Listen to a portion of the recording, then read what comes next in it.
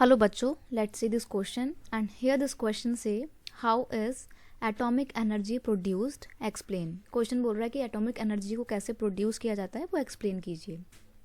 देखिए हम यहाँ पे production of atomic energy, question का की कॉन्सेप्ट है प्रोडक्शन ऑफ एटॉमिक एनर्जी, कैसे कैसे प्रोड्यूस की जाती है। तो देखिए the energy which is obtain bye altering the structure of an atom is known as nuclear और एटम एनर्जी। यानी कि जो आपके एटम होते हैं, जो परमाणु होते हैं, उनके इनके ऑल्टरिंग से आपको जो एनर्जी मिलती है ना, उसको हम बोलते हैं न्यूक्लियर एनर्जी या फिर एटॉमिक एनर्जी। अब देखिए जैसे आपने यूरेनियम का नाम सुना होगा, ये एक बहुत इम्पॉर्टेंट कह सकते हो मिनरल होता है जिससे हम एटॉमिक एनर्जी को ऑब्टेन कर पाते हैं। क्यों?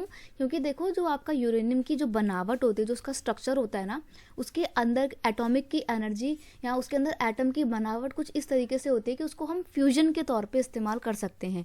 इसीलिए एटम वगैरह का ना फ्यूजन यानी कि बम वगैरह में, वेपन्स बनाने में इस्तेमाल होता है। बाकी यहाँ पर हम सिविलियन यूज़ के लिए एटम एनर्जी के यूज़ की बात कर रहे हैं। तो एटम्स के ऑल्टरिंग से जो एनर्जी रिलीज होती है, जो हीट प्रोड्यूस होती है, उसको हम बोलते हैं atomic energy.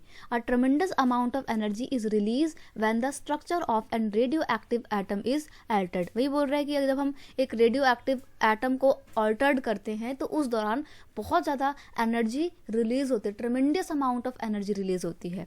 The heat release during such a reaction is use to generate the electric power. अब ये जो हीट रिलीज हो रही थी, इस हीट का इस्तेमाल आप वही टरबाइन और उसको घुमाने में इस्तेमाल करते हो और उससे फिर बिजली बनाते हो। तो यही आप एटॉमिक एनर्जी जिसको बोलते हो या एटॉमिक इलेक्ट्रिसिटी जिसको आप बोलते हो, वो कैसे बनती है? जो टरबाइन घूमता है ना, वो एटम से हीट लेकर घूमता है, इसलिए उसको एटॉमिक इलेक्ट्रिसिटी भी बोला जाता है। इस तरीके से एटॉमिक एनर्जी को एटम के ऑल्टरेशन से प्राप्त करते हैं। I hope you understand it well. Best of luck.